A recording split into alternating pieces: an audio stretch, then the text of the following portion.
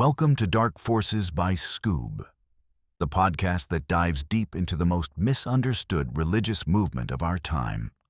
I'm your host, Nile Cross, and today we're pulling back the curtain on the Satanic Temple, an organization that's been making headlines, challenging laws, and completely redefining what it means to be a Satanist in America.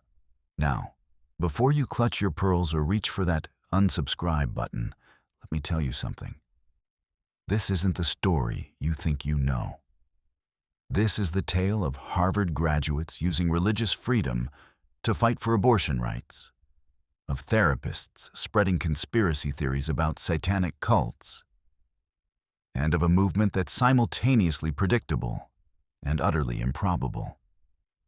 So buckle up, because we're about to explore how two men at a Harvard faculty club gathering accidentally started a religious revolution that would challenge everything from public education to mental health pseudoscience. Picture this. It's 2012, and we're at the prestigious Harvard Faculty Club. Two Harvard-educated men are about to meet in what might be the most consequential wingman failure in modern religious history. Doug Mesner, who would later become known as Lucien Greaves, had been dragged to this gathering by a female friend who wanted him as her wingman while she mingled with Harvard-educated bachelors. Classic setup, right? Well, things took an unexpected turn when Malcolm Jerry approached their couch. Jerry was deep in conversation with an attractive young woman about public education. And here's where it gets interesting. Jerry was arguing that public schools operated more like prisons, designed to instill obedience to authority rather than actually educate students. The woman countered with her positive school experiences, and Mesner found himself at a crossroads. Agree with the attractive woman or support this stranger's controversial viewpoint in what might be one of history's most significant acts of intellectual honesty over romantic opportunity. Mesner sided with Jerry. The woman, feeling outnumbered, excused herself and left, unknowingly setting into motion events that would create one of America's most controversial religious movements.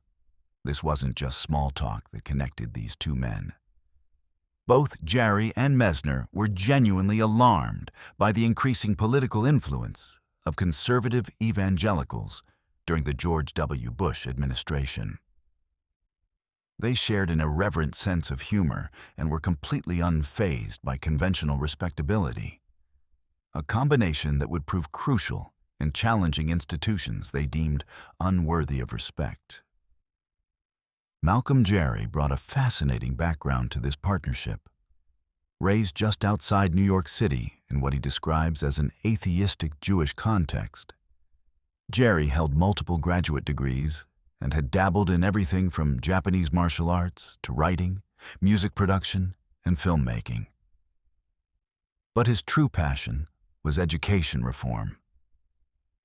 In the same year he met Mesner, Jerry penned an essay that perfectly captured his thinking. He wrote about the inherent absurdity of placing children in authoritarian environments for 13 years, and then expecting them to emerge capable of fulfilling their obligations as democratic citizens, particularly the duty to stand against the very forms of tyrannical power that they'd been subjected to as students. This wasn't just academic theorizing.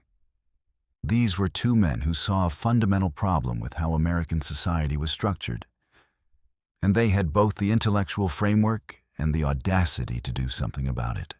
Now, here's what makes the Satanic Temple's emergence both predictable and utterly improbable. On one hand, organized religious Satanism had existed in American culture since 1966, so it seemed inevitable that Satanists would eventually demand the same rights and freedoms as Christians. The writing was on the wall, so to speak. But here's the improbable part. It required a perfect storm of individuals with not just vision, but resources, expertise, and most crucially, the psychological fortitude to endure inevitable backlash scorn, and even death threats.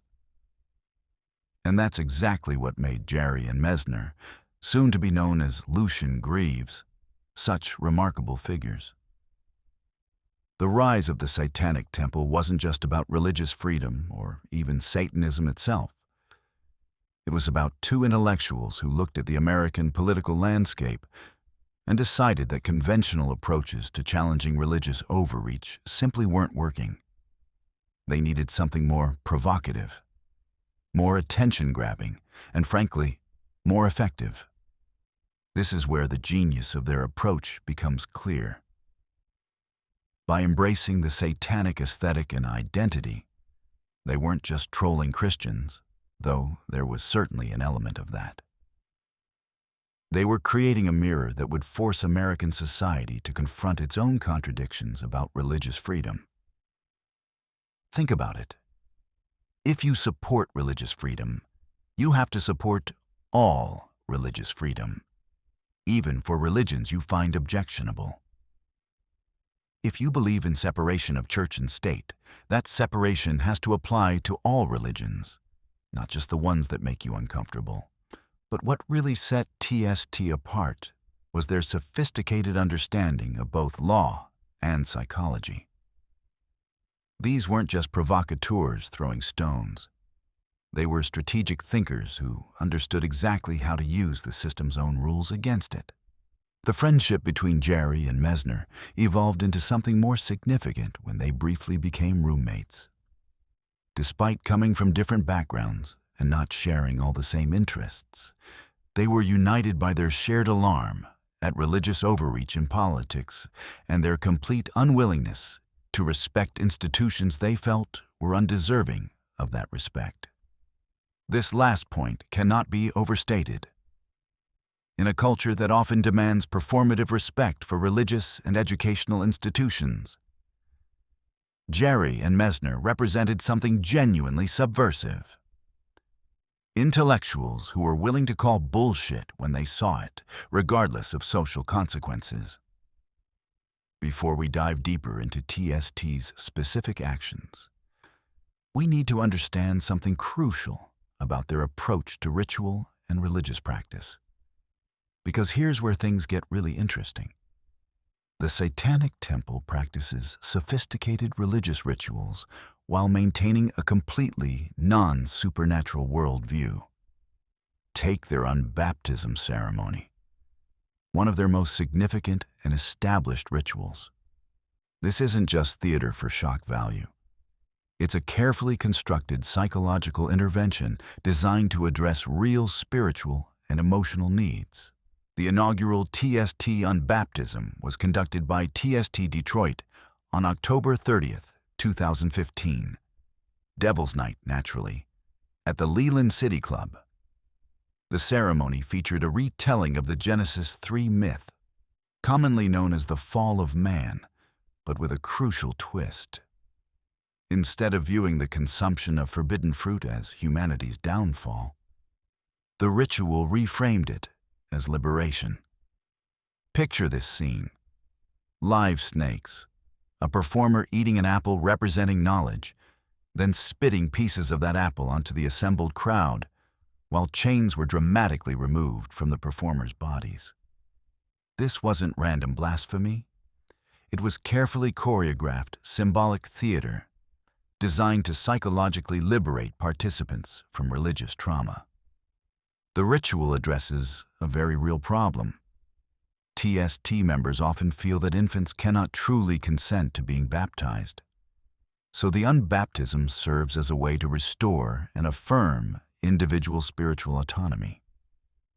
And here's the fascinating part. It actually works. Alex, a co-leader from TST Austin, reported being surprised by the ritual's impact, noting that it visibly relieved individuals from ideological burdens they no longer believed in, but still felt psychologically bound by. Rose Vespera from TST Dallas observed similar effects, noting that some participants were moved to tears of relief during private unbaptism ceremonies. Now, you might wonder, How can a community that completely dismisses supernaturalism find such profound meaning in ritual? This is where TST's sophisticated theoretical framework becomes apparent. Ritual theorists have a fascinating explanation for why TST's ceremonies work so effectively. As Adam Seligman and his colleagues put it, what you are is what you are in the doing. External acts have the power to create internal reality, regardless of supernatural beliefs.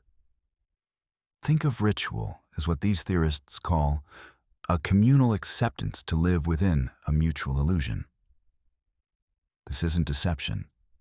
It's a consciously chosen, shared reality that participants agree to experience together. The power comes not from supernatural forces, but from the psychological and social impact of collective symbolic action. Lucian Greaves brilliantly articulated this concept in an essay accompanying Clive Barker's horror novella, The Last Illusion. Barker's story follows a man who makes a Faustian deal to become a magician, only to discover that supernatural power is useless for helping humanity. In defiance of the demons who empowered him, he performs genuine miracles but presents them as illusions, undermining the demons' power through honesty about their nature. Greaves saw this as a perfect metaphor for TST's approach to ritual. Acknowledging the illusionary nature of religious experience, rather than attributing it to supernatural forces, is actually more empowering, not less. In this framework, Satanism becomes like the honest magician, providing genuine religious experience without requiring participants to compromise their intelligence or autonomy. This is revolutionary thinking. Traditional religion often demands that you believe impossible things to access spiritual experience. TST offers the experience itself while being completely transparent about its psychological rather than supernatural nature. Local TST chapters have developed diverse variations of the unbaptism ritual. Some involve participants being freed from chains or blindfolds. Others include dramatic elements like sprinkling ash from burnt Bibles, applying inverted crosses to foreheads, or even elaborate staged effects like baptisms of fire, where stagecraft creates the safe illusion of flames emanating from participants' bodies. The Austin chapter demonstrated TST's community-minded approach by conducting a mass public unbaptism in August 2017 as part of a charity fundraiser. To witness the ceremony, attendees contributed either bottled water or $5 toward purchasing water, ultimately collecting a pallet and a half of bottled water for donation to a local homeless shelter. While TST was developing their ritual practices, Lucian Greaves was simultaneously advancing a mission he'd started under his previous pseudonym, Doug Mesner, exposing mental health professionals who perpetuated conspiracy theories about satanic cults and repressed memories. By 2015, Greaves was being invited to speak to atheist and secular groups about the dangers of pseudoscience infiltrating mental health practice. This wasn't abstract academic concern. Real people were being harmed by therapists who promoted unfounded theories about satanic ritual abuse and recovered memory therapy. In early 2016, TST launched Grey Faction, an initiative specifically designed to unmask and oppose therapists promoting conspiracy theories about supposed satanic abuse. The name came from an abandoned plan to assign colors to different TST initiatives, with gray symbolizing the gray matter of the brain, the rational, scientific thinking they were defending. For many people interested in psychology or philosophy of mind, Grey Faction became their primary attraction to TST. This wasn't just about Satanism or religious freedom. It was about protecting vulnerable people from harmful pseudoscientific practices masquerading as legitimate therapy. One of Grey Faction's early significant cases involved Gigi Jordan, who murdered her 8-year-old autistic son in 2010. Jordan believed, based on conspiracy theories, that her nonverbal child was being subjected to ritual abuse, forced to consume blood and harm animals. She defended her actions as a mercy killing, claiming it was the only way to stop the ongoing abuse. Gray Faction argued that Jordan's delusions were amplified by her correspondence with psychologist Ellen Lachter, whose website promoted articles about ritual abuse and mind control, supposedly executed by groups of witches and Satanists.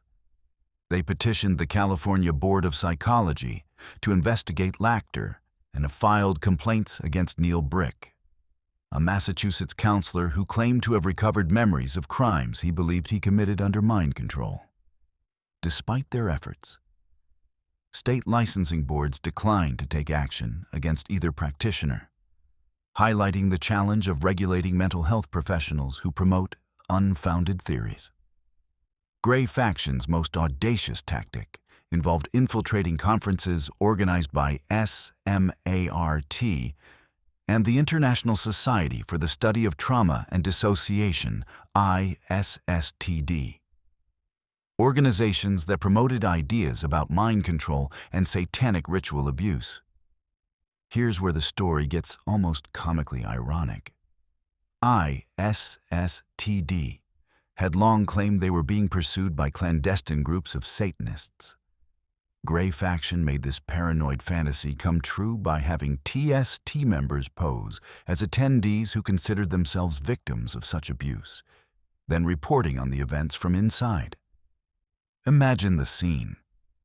Actual Satanists, masquerading as survivors of satanic abuse, sitting in conference sessions about the very conspiracy theories their organization was working to debunk.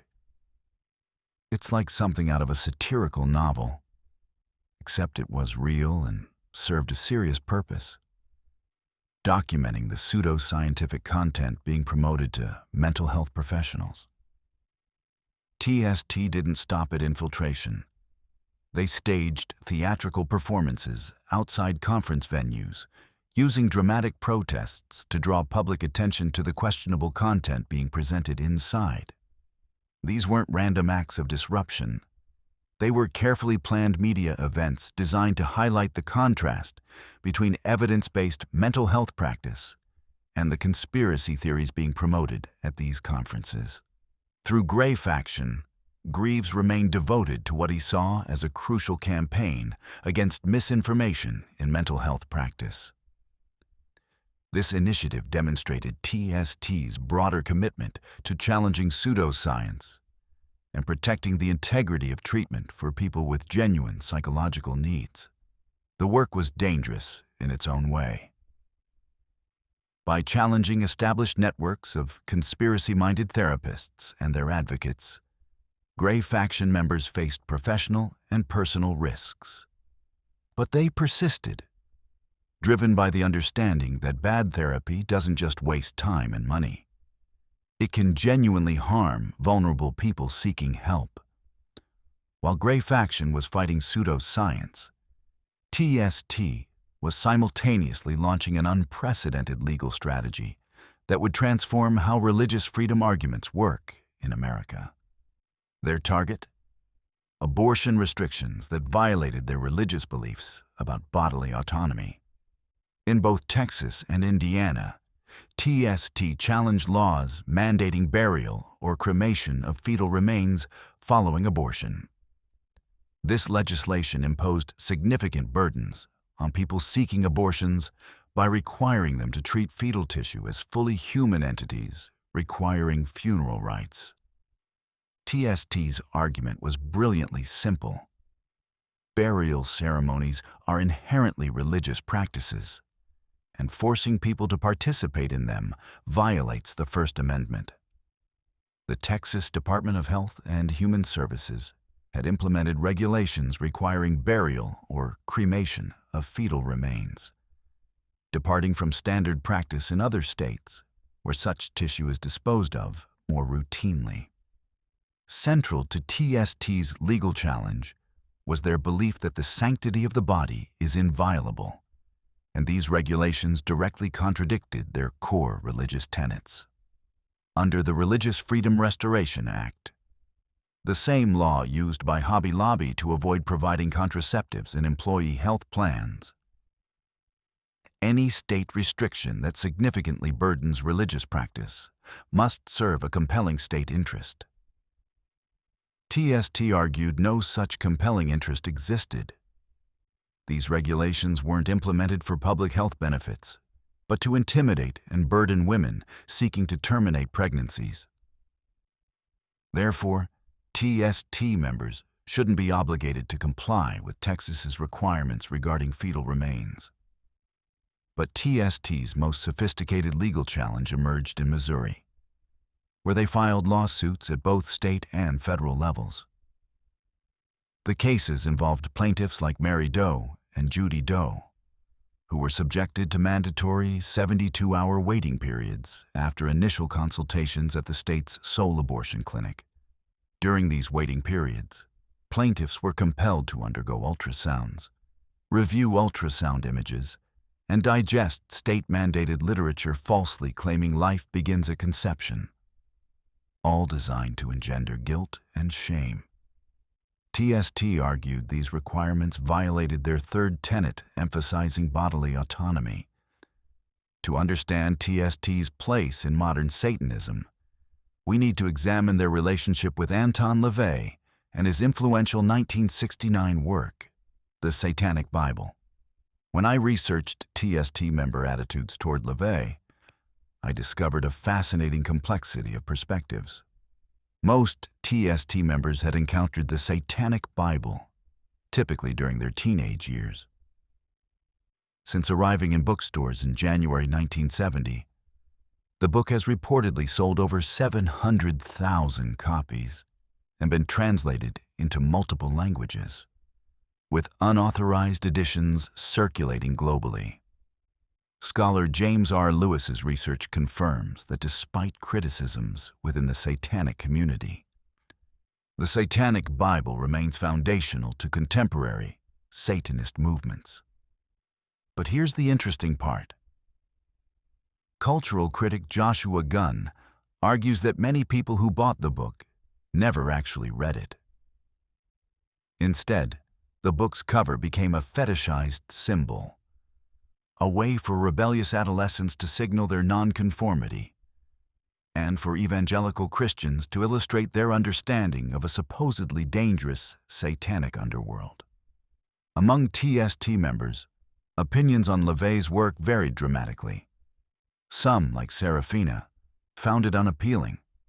As an English major, she criticized LaVey's writing quality and was offended by content she found problematic. Many TST members took issue with LaVey's apparent misogyny, endorsement of social Darwinism, occasional support for eugenics, and affinities with Ayn Rand's philosophy. Additional criticism focused on the Church of Satan's claims to atheism, with some feeling LaVey still promoted notions of harnessing mysterious forces through ritual, a contradiction of genuine atheistic practice. However, other TST members appreciated aspects of LaVey's work, particularly his concepts of ritual as psychodrama, his advocacy for individualism, and his boldness in publicly supporting Satanism in 1966. John Winningham from TST Houston even found LaVey's arrogance inspiring, saying it motivated his own approach to Satanism. This divide in attitudes toward LaVey reflected broader tensions within TST about what constituted legitimate satanic practice. Some members believed that lacking knowledge of LaVey's writings indicated superficial engagement with Satanism, focusing more on political activism than understanding philosophical roots. TST Houston addressed this by incorporating the Satanic Bible into their book club discussions alongside romantic literature and contemporary Satanist authors. Winningham emphasized the importance of historical awareness, expressing frustration with those unaware of Satanism's origins. However, Even LaVey admirers within TST complained about the Church of Satan, often describing it as fundamentalist or overly self-assured. Many shared experiences of trying to engage with COS, finding limited opportunities beyond purchasing a $225 membership card. Lucian Greaves suggested that KOS's contemporary presence was mostly confined to highly active Twitter engagement, rather than meaningful community building. This criticism highlights a crucial difference between TST and traditional satanic organizations. While LaVey established the framework for organized Satanism, his Church of Satan remained hierarchical and exclusive. TST emerged to serve unchurched Satanists who appreciated satanic ideals but wanted more inclusive, less elitist organization. LaVey's influence cannot be overstated in setting the stage for global, structured satanic religion, directly enabling TST's emergence. Many who encountered the Satanic Bible in their youth, regardless of their personal reception to the text, eventually gravitated toward TST when they discovered it offered community and action rather than just philosophy and hierarchy. Several TST members described experiencing validation upon discovering TST's 7 tenets. Mara Gorgo, co-leader of TST Indiana, expressed that the tenets resonated personally, aligning with her values of being a good person while still identifying as a Satanist. As we close today's dive into the Satanic Temple, remember, this wasn't a tale of devil worship. It's about how a few outsiders use the language of faith to defend freedom itself. By invoking Satan, they didn't seek to summon evil. They sought to expose hypocrisy. Every lawsuit, ritual, and headline forces America to face its contradictions about liberty and belief. But here's the twist. What if their rebellion against religion has, in a strange way, become a new kind of faith? And what secrets lie behind their most controversial rituals? To uncover the full story, the power struggles, hidden motives, and the next phase of TST's movement, download the Skoob app now and listen to the complete episode. I'm your host, and this is Dark Forces. Stay curious. The truth is always stranger than belief.